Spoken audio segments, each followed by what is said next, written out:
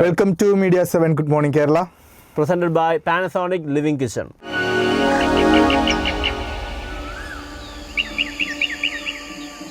എല്ലാവർക്കും ഒരു നല്ല ദിവസം ആശംസിക്കുകയാണ്. നമ്മൾ പുതിയൊരു എപ്പിസോഡുമായി വന്നിരിക്കുകയാണ്. ഓക്കെ എവിൻ, എന്തൊക്കെയുണ്ട് വിശേഷങ്ങൾ? സുഖമായിട്ട് പോകുന്നു. അവിടെ എങ്ങനെയാണ്? സുഖമായിട്ട് പോകുന്നു. ചായ കുടിച്ചായിരുന്നു? ചായ കുടിച്ചു. അപ്പോൾ മലയാള സിനിമയ്ക്ക് വീണ്ടും അഭിമാനിക്കാവുന്ന കാര്യങ്ങളൊക്കെയാണ് ഇപ്പോൾ നടന്നുകൊണ്ടിരിക്കുന്നത്. മലയാളത്തിലേക്ക് വീണ്ടും നാഷണൽ അവാർഡ് എത്തിയിരിക്കുകയാണ്.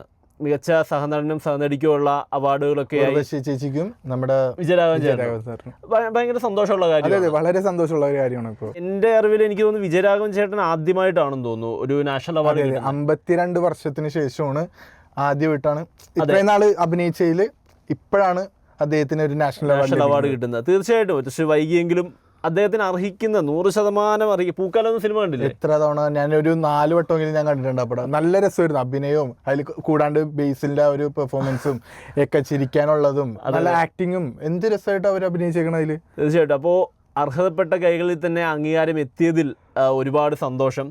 അപ്പോൾ നമ്മുടെ വിജയരാഘവൻ ചേട്ടൻ്റെ വിശേഷങ്ങളുമായിട്ട് നമുക്കൊന്ന് പോയിട്ട് വരാം. നമുക്ക് ആ വീഡിയോ ഒന്ന് കണ്ടിട്ട് വരാം. എന്റെ കെട്ടിയോള് കൊച്ചു തലശേക്ക് 50 വർഷം മുമ്പ് ഏതോ ഒരു കൊച്ചൗസേപ്പ് എഴുതിയ പ്രേമലേഖനോ. വീണ്ടും നാഷണൽ അവാർഡിന്റെ തിളക്കം മലയാളത്തിൽ. മികച്ച സഹനടിക്കുള്ള അവാർഡ് നമ്മുടെ ഉർവശേച്ചി നേടിയപ്പോൾ മികച്ച സഹനടനുള്ള അവാർഡ് ശ്രീ വിജയരാഘവൻ കരസ്ഥമാക്കി. മലയാളത്തിന്റെ സ്വന്തം കുട്ടേട്ടൻ. അഭിനയ ലോകത്ത് വിജയരാഘവൻ എന്ന പേര് മുഴങ്ങാൻ തുടങ്ങിയിട്ട് 52 വർഷം പിന്നിടുന്നു. 71ാമത് ദേശീയ ചലച്ചിത്ര പുരസ്കാരത്തിൽ പൂക്കാലം എന്ന ചിത്രത്തിലൂടെ മികച്ച സഹനടനുള്ള പുരസ്കാരം വിജയരാഘവനെ തേടിയെത്തുമ്പോഴും മലയാള സിനിമയിൽ പൂർത്തിയാക്കിയത് 52 വർഷങ്ങൾ. ഒട്ടേറെ കഥാപാത്രങ്ങൾ സമ്മാനിച്ച പ്രിയ നടന് വൈകി ലഭിച്ച അംഗീകാരമാണെങ്കിലും ലഭിച്ചത് രാജ്യത്തിന്റെ അംഗീകാരമല്ലേ? വലിയ സന്തോഷം എന്നായിരുന്നു വിജയരാഘവന്റെ ആദ്യ മറുപടി. അവാർഡ് പ്രതീക്ഷിച്ചിരുന്നില്ലെന്നും സിനിമയാണ് തനിക്കെല്ലാമെന്നും വിജയരാഘവൻ പറഞ്ഞു. അംഗീകാരങ്ങൾ കൃത്യസമയത്ത് കിട്ടുമെന്ന് പ്രതീക്ഷിക്കുന്ന ആളാണ് ഞാൻ. പ്രേക്ഷകന്റെ ഇഷ്ടമാണ് നയിക്കുന്നത്. എൻ്റെ എല്ലാം സിനിമയാണ്. ഇത് സിനിമയുടെ അണിയറ പ്രവർത്തകർക്ക് കൂടിയുള്ള അംഗീകാരമെന്ന് വിജയരാഘവൻ പറഞ്ഞു. അദ്ദേഹത്തിന് എല്ലാവിധ ആശംസകളും പ്രാർത്ഥനകളും നേരുന്നു.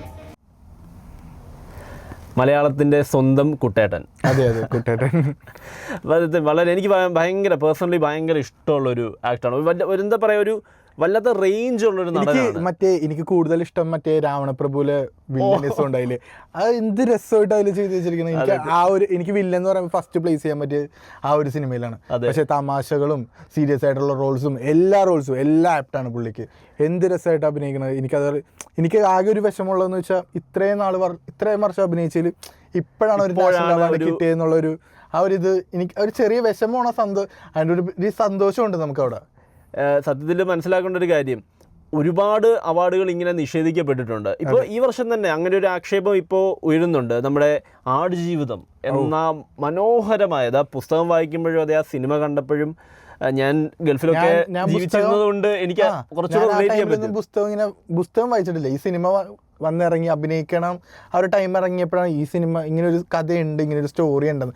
പക്ഷെ ഞാൻ തിയേറ്ററിൽ പോയി കണ്ടപ്പോഴത്തേക്കും അതിൽ ഓരോ ഫ്രെയിംസും ഓരോ എല്ലാ ആക്ഷനും ഉൾപ്പെടെ എന്ത് രസമായിട്ട് എടുത്തു വെച്ചിരിക്കുന്നതെന്ന് അറിയാം. അതെ, സത്യമായിട്ടും ആ ഒരു പെർഫോമൻസിന്, പൃഥ്വിരാജ് സുകുമാരൻ എന്ന അതുല്യ നടൻ്റെ ആ ഒരു പെർഫോമൻസിന് നാഷണൽ അവാർഡ് നിഷേധിക്കപ്പെട്ടു. അങ്ങനെ ഒരു ആക്ഷേപം ഇപ്പോൾ ഉയർന്നു വരുന്നുണ്ട്.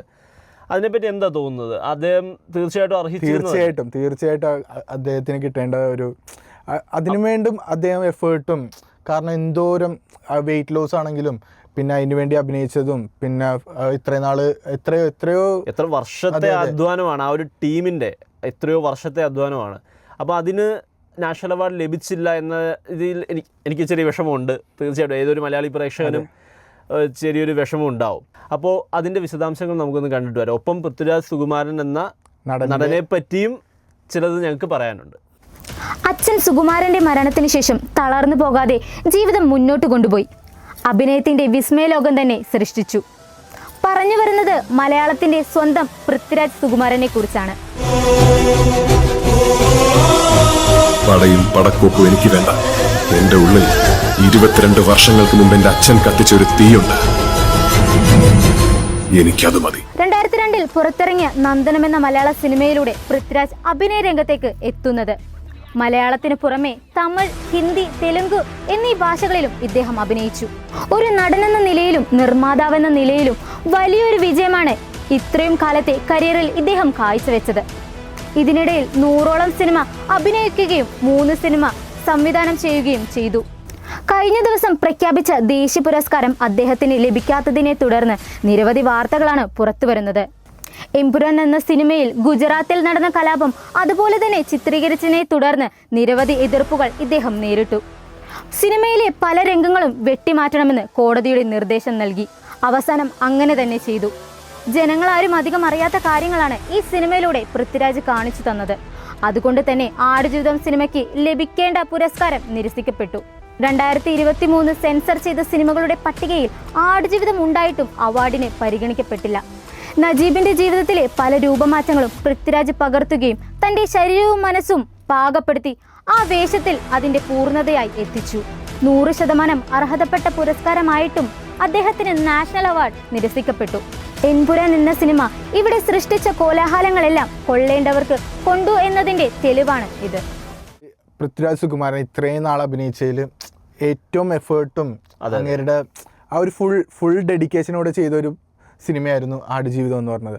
അതിൽ കിട്ടാതെ പോയ ആ ഒരു ഇതുണ്ടല്ലോ, അംഗീകാരം. അതെ, അത് എല്ലാവർക്കും, എനിക്കും നിനക്കും ഇപ്പോൾ ഈ ലോകത്തുള്ള എല്ലാവർക്കും ഈ സിനിമ കണ്ടിട്ടുള്ള ആർക്കാണേലും അത് കിട്ടാതെ പോയിട്ടുള്ള ഭയങ്കര വിഷമം ഉണ്ടായിട്ടുണ്ടാവും ആ ഒരു കാര്യത്തിൽ. തീർച്ചയായിട്ടും അങ്ങനെ എത്രയോ നിഷേധിക്കപ്പെട്ടിരിക്കുന്നു. അതെ, ഇതിലൊരു രാഷ്ട്രീയത്തിന്റെ കളിയൊക്കെ ഉണ്ടെന്ന് പറയുന്നു. നമുക്കതിനെപ്പറ്റി അറിയില്ല. അതെ, പക്ഷേ നമുക്ക് പ്രതീക്ഷിക്കാം. ഇനിയും വളരെയധികം കാലിബർ ഉള്ള ഒരു നടനാണ് പൃഥ്വിരാജ് സുകുമാരൻ. അദ്ദേഹത്തിന് ഇനിയും എത്രയോ വേഷങ്ങൾ, എത്രയോ വർഷങ്ങൾ ഇനി ബാക്കിയുണ്ട്. തീർച്ചയായിട്ടും നാഷണൽ അവാർഡ് അദ്ദേഹത്തിന് കിട്ടുമെന്ന് തന്നെ പ്രതീക്ഷിക്കാം. നമുക്ക് വേറൊരു വിശേഷത്തിലേക്ക് പോവാം. എവിൻ്റെ ഫേവറേറ്റ് കാർ ഏതാണ്? എൻ്റെ ഫേവറേറ്റ് കാർ എന്ന് പറയുമ്പോഴത്തേക്കും എപ്പോഴും BMW തന്നെയാണ്. BMW ആണ്. അതെ. ചെറിയൊരു വണ്ടിപ്രാന്തനാണോ? ചെറുതായിട്ട് അത്ര, കാരണം വണ്ടിയോട് കൂടുതൽ ആഗ്രഹമുണ്ട് അറിയാൻ വേണ്ടിയിട്ട്. പക്ഷെ ചെറിയ അവിടെ നിന്ന് ഇവിടെ നിന്നൊക്കെ ആയിട്ടാണ് പിക്ക് ചെയ്തെടുത്തിട്ടുണ്ട് ചെറിയത്. അതെ. അപ്പോൾ എങ്കിൽ ഞാനിപ്പോൾ പറയാൻ പോകുന്നത് ഈ അടുത്തിടയ്ക്ക് അറിഞ്ഞിരുന്നോ, ലോകത്തിലെ ഏറ്റവും വില കൂടിയ കാർ മേടിച്ചിരിക്കുന്നത് നമ്മുടെ ഇന്ത്യയിലാണ്. നിതാംബാനി. 100 കോടി. അതെ, 100 കോടിയോളമാണ് അതിൻ്റെ വില. പക്ഷെ അതിൻ്റെ 10 ഇരട്ടി വിലയുള്ള ഒരു കാറിനെ പറ്റി പറഞ്ഞാൽ അതൊന്ന് മേടിക്കണമെന്ന് തോന്നിയാൽ എന്ത് ചെയ്യും? അയ്യോ. ഇത് ഈ പറഞ്ഞു വരുന്നത് ഒരു 1955 മോഡലുള്ള ഒരു മെർസിഡീസ് ബെൻസിൻ്റെ മോഡൽ വണ്ടിയെ പറ്റിയാണ്. ഇത് ലേലത്തിൽ പോയ തുകയാണ് പറയുന്നത്. 2023 അത് ലേലത്തിൽ പോയത് ഏതാണ്ട് 1100 കോടി. ലേലത്തിൽ പോവാനപ്പോൾ എന്തായിരിക്കും അതിൻ്റെ? അത് എന്തെങ്കിലും സ്പെസിഫിക്കേഷൻസ് ഉണ്ടാവാം. പിന്നെ ഞാൻ പറഞ്ഞല്ലോ, ഇത് വിൻറ്റേജ് കാറാണ്. ഇതൊക്കെ മോഹവിലയല്ലേ. അതെ, ഇതൊക്കെ മേടിക്കണമെന്ന് നമുക്ക് ആഗ്രഹം ഉണ്ടെങ്കിലും നമുക്ക് ചിലപ്പോൾ പറ്റണമെന്നില്ല. പക്ഷേ ഏതോ ഒരു ശതകോടീശ്വരൻ തന്നെ പറയണം, അദ്ദേഹം അത് മേടിച്ചു. അതിൻ്റെ 2 യൂണിറ്റുകൾ, 2 മാത്രമേ ഈ ലോകത്തുള്ളൂ. ഞാൻ ആകെ ഇവിടെ ഇപ്പം നമ്മുടെ നാട്ടിൽ നിലവിൽ ഇപ്പോൾ ഫാൻസി നമ്പർ വാങ്ങാനൊക്കെ എന്തോരം പേരാ, 12 ലക്ഷം രൂപ കൊടുത്താണ് ഫാൻസി നമ്പർ വാങ്ങുന്നത്. അതൊക്കെ ഓരോ ആൾക്കാരുടെ ഇഷ്ടങ്ങളാണ്. തീർച്ചയായിട്ടും. അതുപോലെ തന്നെ ആയിരിക്കും ഇതും. ഇപ്പം അവിടെ നമ്പർ വാങ്ങി ഇവിടെ ഏറ്റവും വിലയുള്ള കാർ സ്വന്തമാക്കിയെന്ന് ഇപ്പോൾ പുള്ളിയുടെ പേരിലല്ലേ ഇപ്പം അറിയപ്പെടുന്നത്. അതെ, സത്യത്തിൽ ഇതൊരു ഒരു സമ്പത്തിൻ്റെ ഒരു അടയാളമായിട്ട് ആളുകൾ കൊണ്ടു നടക്കുന്ന കാര്യമാണെന്നാണ് തോന്നുന്നത്. തീർച്ചയായിട്ടും. അപ്പോൾ ഈ കാറിൻ്റെ വിശേഷങ്ങൾ, കാര്യങ്ങളൊക്കെ നമുക്കൊന്ന് കണ്ടിട്ട് വരാം. ഈ ലോകത്തിലെ ഏറ്റവും വിലയുള്ള കാർ നമ്മുടെ ഇന്ത്യയിൽ നിതാംബാനിയുടെ കൈവശമാണുള്ളതെന്ന് ഈ കഴിഞ്ഞ ദിവസങ്ങളിൽ നമ്മൾ അറിഞ്ഞു. എന്നാൽ ഈ ലോകത്ത് ഏറ്റവും കൂടുതൽ വിലയ്ക്ക് ലേലം ചെയ്യപ്പെട്ട കാർ ഏതാണെന്ന് പ്രേക്ഷകർക്ക് അറിയാമോ? അത് മെർസിഡീസ് ബെൻസിൻ്റെ 300 SLR ഊൾഹൻഹൗട്ട് കൂപ്പേ ആണ്. ഇതൊരു 1955 മോഡലാണ്. ഇത് ലേലത്തിൽ വിറ്റത് ഏകദേശം 1100 കോടിയിലധികം രൂപയ്ക്കാണ്. 2022 മെയ് 5 ജർമ്മനിയിലെ മെർസിഡീസ് ബെൻസ് മ്യൂസിയത്തിൽ ഇതിൻ്റെ ലേലം നടന്നത്. വാങ്ങിച്ചത് ഒരു സ്വകാര്യ വ്യക്തിയാണ്. ഈ മോഡലിൻ്റെ വെറും 2 യൂണിറ്റുകൾ മാത്രമാണ് ഈ ലോകത്ത് നിർമ്മിച്ചിട്ടുള്ളത്. അതിലൊന്ന് മാത്രമാണ് സ്വകാര്യ വ്യക്തിക്ക് വിറ്റത്. മറ്റേത് മെർസിഡീസ് ബെൻസിൻ്റെ കൈവശമാണുള്ളത്. 3 ലിറ്റർ സ്ട്രെയിറ്റ് 8 എഞ്ചിനാണ് ഈ കാറിനുള്ളത്. ഏതാണ്ട് 290 km/h വേഗതയിൽ കുതിക്കാൻ ഈ കാറിനാവും. അത് മേടിക്കണമെന്നൊക്കെ എനിക്ക് തോന്നുന്നുണ്ട്. എന്തെങ്കിലും നമുക്ക് മേടിക്കാൻ പറ്റിയ ഒരു കാറുണ്ട്. നമുക്ക് മേടിക്കാൻ പറ്റില്ല, കുറച്ച് നാൾ കഴിഞ്ഞിട്ട്. ആ കാറിൻ്റെ ചരിത്രം കേട്ടിട്ടുണ്ടാവും. കാറിന്റെ പേരെന്ന് പറഞ്ഞത് ലംബോഗിനി എന്നാണ്. ലംബോഗിനി, അതൊരു പ്രീമിയം കാറാണ്. അതെ, അതിന്റെ ഒരു പഴയ ഒരു സ്റ്റോറി ഉണ്ട്. ലംബോർഗിനി എങ്ങനെ ലംബോഗിനി കാറിലേക്ക് ആയെന്നുള്ളൊരു സ്റ്റോറി. അതൊരു പ്രചോദനം, അത് അപമാനിക്കപ്പെട്ടതിൽ നിന്നുണ്ടായ ഒരു കഥയാണെന്ന് കേട്ടിട്ടുണ്ട്. ട്രാക്ടർ ഉണ്ടാക്കുന്ന ഒരു കമ്പനിയായിരുന്നു ഫസ്റ്റ് ഇവരുടേത്. ഓക്കെ. ദെൻ ഫെറാറി ആയിട്ട് അവരൊരു മീറ്റിംഗ് ഉണ്ടായിരുന്നു. അതിനുശേഷം അവര് അവിടെ നിന്ന് എന്തോ അപമാനിച്ചിട്ടെന്നാണ് കേൾക്കുന്നത്. എനിക്ക് ആ കറക്റ്റ് സ്റ്റോറി അറിയില്ല. നമുക്ക് ആ സ്റ്റോറി ഒന്ന് കണ്ടിട്ട് വരാം. തീർച്ചയായിട്ടും.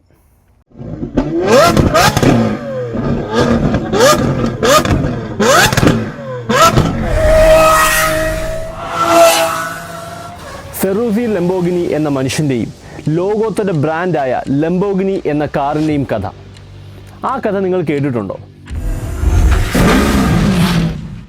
ആരെയും പ്രചോദിപ്പിക്കുന്ന ഒരു പ്രതികാര കഥയാണത്. കുട്ടിക്കാലം മുതൽ ദാരിദ്ര്യത്തിൽ ജീവിച്ച ഒരാൾ ലോകത്തിലെ ഏറ്റവും വലിയ കാർ നിർമ്മാതാക്കളായ ഫെറാറിയോട് ഉണ്ടായ ഒരു വാശിയിൽ അവരെക്കാൾ മികച്ച ഒരു കാർ കമ്പനി ഉണ്ടാക്കുന്നു. പേര് ലംബോഗിനി. ഫെറൂസിയ ലംബോഗിനി എന്നായിരുന്നു ആ കുട്ടിയുടെ പേര്. 1916 ഏപ്രിൽ 28 ഇറ്റലിയിലെ റിനാസോ എന്ന ഗ്രാമത്തിൽ മുന്തിരിത്തോട്ടത്തിലെ തൊഴിലാളിയായ ഒരു കർഷകന്റെ മകനായി അവൻ ജനിച്ചു. നാട്ടിലെ ട്രാക്ടറുകൾ നന്നാക്കുന്ന ജോലികൾ ചെയ്താണ് ഫെറൂസിയ ജീവിച്ചത്. ആ ജോലിയിൽ അവൻ അതിവിദഗ്ധനായി അറിയപ്പെട്ടു തുടങ്ങി. അങ്ങനെ ഇരിക്കുമ്പോഴാണ് ഫെറൂസിയ ലംബോഗിനിയുടെ മനസ്സിൽ ഒരാഗ്രഹം ഉണ്ടാകുന്നത്. എന്തുകൊണ്ട് തനിക്കൊരു ട്രാക്ടർ കമ്പനി തുടങ്ങിക്കൂടാ? ഒട്ടും താമസിച്ചില്ല, അതിനായുള്ള ഒരുക്കങ്ങൾ തുടങ്ങി. അദ്ദേഹം നിർമ്മിച്ചത് അന്നുള്ളവയിൽ വെച്ച് ഏറ്റവും മികച്ച ട്രാക്ടറുകളും ആയിരുന്നു. അങ്ങനെ ഇരിക്കെ ഒരിക്കൽ ഫെറാറിയുടെ ഉപജ്ഞാതാവായ സാക്ഷാൽ എൻസോ ഫെറാറിയെ കാണാൻ ഫെറൂസിയ ലംബോഗിനിക്ക് ഒരു അവസരം ലഭിച്ചു. ഫെറാറിയുടെ കാറുകളിൽ ഫെറൂസിയ കണ്ടെത്തിയ ഒരു പോരായ്മ പരിഹരിക്കാനുള്ള ഒരു സജഷൻ അദ്ദേഹം മുന്നോട്ട് വെച്ചു. എന്നാൽ ലഭിച്ച പ്രതികരണം വളരെ മോശമായിരുന്നു. ഇറ്റലിയിലെ ഒരു കുഗ്രാമത്തിലെ വെറും ഒരു ട്രാക്ടർ മെക്കാനിക്കായ താൻ ലോകത്തിലെ ഏറ്റവും മികച്ച കാർ നിർമ്മാതാക്കളായ ഞങ്ങളെ ഉപദേശിക്കരുത്, മേലിൽ ഇത് ആവർത്തിക്കരുത്, തനിക്ക് പോകാം. ഇതായിരുന്നു ലഭിച്ച മറുപടി. ഹൃദയം നുറുങ്ങുന്ന വേദനയോടെ, എളിഭ്യനായി, നിറകണ്ണുകളോടെ ഫെറൂസിയ അവിടെ നിന്നും ഇറങ്ങി. അന്ന് അദ്ദേഹം എടുത്ത തീരുമാനമാണ് ലംബോഗിനി എന്ന നിരത്തിലെ രാജാക്കന്മാരുടെ പിറവിക്ക് കാരണം. ആ വാഹനമാണ് ഇന്ന് ലോകത്തിലെ ഏറ്റവും വിലപിടിപ്പുള്ള കാർ നിർമ്മാതാക്കളായ ലംബോഗിനി ആദ്യമായി നിർമ്മിച്ച കാർ. കാട്ടുതീ പോലെ അതിവേഗത്തിലായിരുന്നു ലംബോഗിനിയുടെ വളർച്ച. ഇന്ന് ലോകത്തിലെ ഏറ്റവും മികച്ച കാർ ബ്രാൻഡുകളിൽ ഒന്നായി ലംബോഗിനി നിലനിൽക്കുന്നു. ഇത് വെറുമൊരു പ്രതികാര കഥ മാത്രമല്ല, ചെറിയ ചെറിയ പരാജയങ്ങളിൽ പോലും തളർന്ന് ജീവിതത്തിൻ്റെ പിന്നാമ്പുറങ്ങളിൽ അഭയം പ്രാപിക്കാൻ ഒരുങ്ങിയ അനേകം ആളുകളെ വീണ്ടും പൊരുതാനും വിജയിച്ച് കാണിക്കാനും പ്രചോദനമായ ഒരു സംഭവമാണ്. ലംബോഗിനിയുടെ തന്നെ വാക്കുകളിൽ, നിങ്ങളെ ആരെങ്കിലും പരിഹസിക്കുന്നെങ്കിൽ ഓർക്കുക, അവർക്ക് മറുപടി നൽകാനെങ്കിലും മികച്ചത് ചെയ്യുക. മറ്റുള്ളവർ പരിഹസിക്കുന്നു എന്ന് കരുതി സ്വന്തം ലക്ഷ്യത്തെ കൈവിടാതിരിക്കുക. അപ്പോൾ അതാണ് ലംബോഗിനി എന്ന പ്രീമിയം കാർ ബ്രാൻഡിൻ്റെ കഥ. അപമാനിക്കപ്പെട്ടിടത്തു നിന്ന് അത്രയും വലിയൊരു ബ്രാൻഡ് പടുത്തുയർത്തിയ മനുഷ്യൻ്റെ കഥ. ഇതുപോലെ കുറേ സ്റ്റോറീസ് ഉണ്ട്. ഇപ്പം നമുക്ക് അതിനെ ഒരു എപ്പിസോഡിൽ പറഞ്ഞാണ് കഫേ കോഫിയുടെ inspiring story of a woman. അപ്പോൾ എനിക്ക് തോന്നുന്നു, ഞാൻ ഒരു മലയാള സിനിമയിൽ കേട്ടിട്ടുണ്ട് ഇങ്ങനെ, ഇൻസൾട്ടാണ് ഏറ്റവും വലിയ ക്യാപിറ്റൽ, അതാണ് ഏറ്റവും വലിയ മൂലധനം, ഇൻസൾട്ട് ആയിട്ടുള്ളവർ വിജയിക്കും എന്നുള്ളൊരു ഇത്. അപ്പോൾ ഇൻസൾട്ട് എന്ന വാക്ക് നിങ്ങളുടെ ജീവിതത്തിൽ ഉണ്ടാവാതിരിക്കട്ടെ. ഇനി അഥവാ ഉണ്ടാവുകയാണെങ്കിൽ അതിനെ ഒരു ഫ്യൂവലായിട്ട് വാശിയോടെ എടുത്തിട്ട് മുന്നോട്ട് വരാൻ ശ്രമിക്കുക. എന്ത് കാര്യം ഉണ്ടെങ്കിലും തളരരുത്. നമ്മളെ ഉള്ളൂ. കാരണം മുന്നോട്ട് പോകേണ്ട കാര്യങ്ങൾ നമ്മൾ മുന്നോട്ട് തന്നെ വെക്കണം. അപ്പോൾ അങ്ങനെ മുന്നോട്ട് പോകാനുള്ള കഴിവും ആവേശവും നിങ്ങൾക്ക് ദൈവം തരട്ടെ എന്ന് ഞങ്ങൾ ആശംസിക്കുകയാണ്. ഇനി ഏറ്റവും പുതിയ ഒരു എപ്പിസോഡുമായി നിങ്ങളുടെ മുന്നിൽ വരുന്നതുവരെ we are signing off from Media 7 Good Morning Kerala. Presented by Panasonic Living Kitchen. Bye bye.